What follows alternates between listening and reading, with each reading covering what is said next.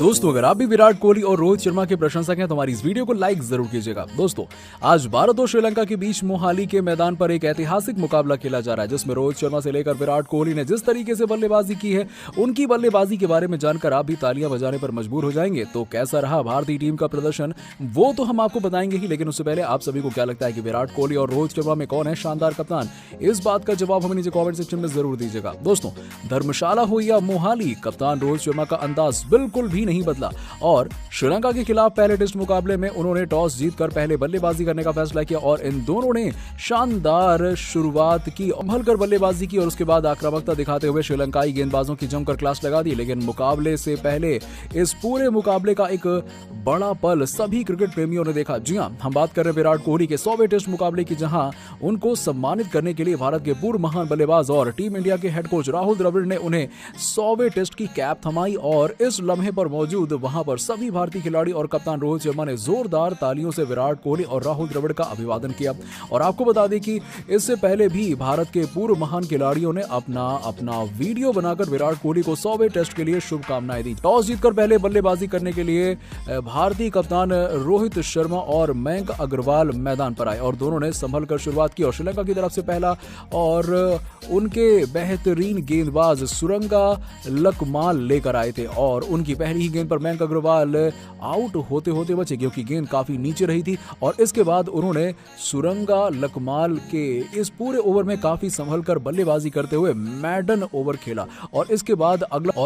अगला ओवर खेलने आए कप्तान रोहित शर्मा, जिन्होंने विश्वा फर्नांडिस की पहली गेंद को जाने दिया। लेकिन इसके बाद उन्होंने 1 रन लेकर भारतीय टीम का खाता खोला और इसके बाद इस पूरे ओवर में मयंक अग्रवाल ने बेहद ही संभल कर बल्लेबाजी की और 2 ओवर में भारतीय टीम के बल्लेबाजों को खामोश रखने के बाद श्रीलंकाई गेंदबाजों को ऐसा लगने लगा कि अब इस मुकाबले में वो हावी हो सकते हैं। लेकिन तीसरे ओवर की चौथी गेंद पर कप्तान रोहित शर्मा सुरंगा लकमाल की गेंद पर एक शानदार चौका लगाकर यह बता दिया कि वो आज मैदान पर कुछ अलग ही सोच कर आए हैं। और 3 ओवरों की समाप्ति के बाद इन दोनों ही बल्लेबाजों ने संभल कर बल्लेबाजी करते हुए भारतीय टीम का स्कोर 5 रन तक पहुंचा दिया। कप्तान रोहित शर्मा के चौका लगाने के बाद मयंक अग्रवाल कहां पीछे रहने वाले थे। दोस्तों, आपको बता दें कि टेस्ट हो या T20, मयंक अग्रवाल आक्रामक खेल खेलने के लिए जाने जाते हैं और उन्होंने विश्वा फर्नांडिस के इस ओवर में कुछ ऐसा कर दिया। जी हां, जहां अग्रवाल ने फर्नांडिस की पहली ही गेंद पर एक बेहतरीन चौका लगा दिया और इसके बाद विश्वा ने वापसी करने के लिए एक अच्छी गेंद डाली, लेकिन उस गेंद को भी मयंक अग्रवाल ने शानदार अंदाज में शॉट लगाते हुए गेंद को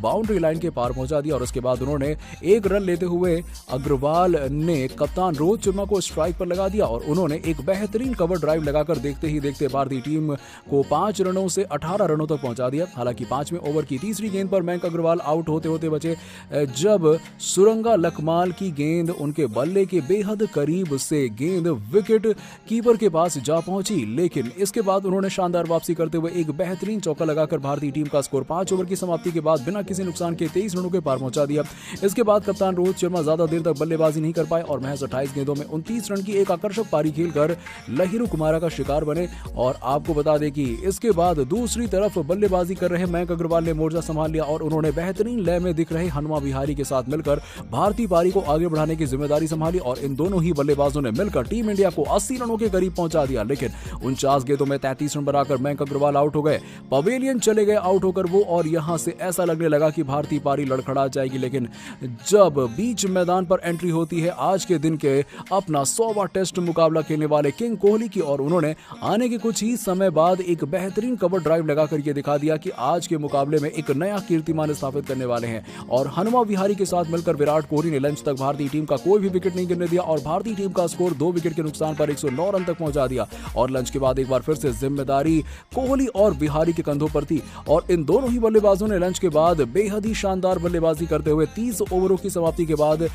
भारत का स्कोर 124 रनों के पार पहुंचा दिया। और हालांकि अर्धशतक के बेहद करीब पहुंचकर विराट कोहली 45 रनों के निजी स्कोर पर पवेलियन चले गए और अपने 100वें टेस्ट मुकाबले में शतक लगाने का उनका सपना भी टूट गया। और इसके बाद बल्लेबाजी करने आए ऋषभ पंत ने आने के कुछ समय बाद ही अपने तेवर दिखाने शुरू कर दिए और उन्होंने एम्बुल देनिया की गेंद पर एक शानदार छक्का लगाकर मैदान में बैठे दर्शकों का मनोरंजन किया। और हालांकि दूसरे छोर पर बल्लेबाजी कर रहे हनुमा विहारी अर्धशतक लगाने के बाद पवेलियन चले गए और उन्होंने 128 रनों की अपनी पारी में 5 चौके लगाकर 58 रन ही बनाए। और इसके बाद बाद मैदान में एंट्री हुई भारत के नए उभरते सितारे श्रेयस अय्यर की और उन्होंने ऋषभ पंत के साथ मिलकर भारतीय पारी को संभालने की कोशिश की और जहां चाय की समाप्ति के बाद इन दोनों ही बल्लेबाजों ने भारत के विकेट में कोई और इजाफा नहीं होने दिया। लेकिन टी ब्रेक के बाद बल्लेबाजी करने आए श्रेयस अय्यर ज्यादा देर तक क्रीज पर नहीं टिक सके और 48 गेंदों में 23 रन की पारी खेलकर वो धनंजय डिसिल्वा का शिकार बने और भारतीय टीम का स्कोर 5 विकेट के नुकसान पर 228 रन हो गया। और अब यहां से भारतीय पारी की जिम्मेदारी भारत के स्टार ऑलराउंडर रविंद्र जडेजा और धाकड़ विकेटकीपर बल्लेबाज ऋषभ पंत के कंधों पर आ गई और इन दोनों बल्लेबाजों ने बेहतरीन बल्लेबाजी करते हुए टीम का स्कोर देखते ही देखते 250 रनों के पार पहुंचा दिया, जिसमें ऋषभ पंत 50 गेंदों में 2 चौके और 1 छक्के के साथ 38 रन बनाए। तो वहीं रविंद्र जडेजा अभी उनका बखूबी साथ निभा रहे हैं। तो दोस्तों, आपको क्या लगता है कि ऋषभ पंत इस मुकाबले में शतक लगाएंगे या फिर नहीं? इस बात का जवाब हमें नीचे कमेंट बॉक्स में जरूर दीजिएगा और ऐसी ही खबरों के लिए सब्सक्राइब कीजिए हमारे यूट्यूब चैनल को। धन्यवाद।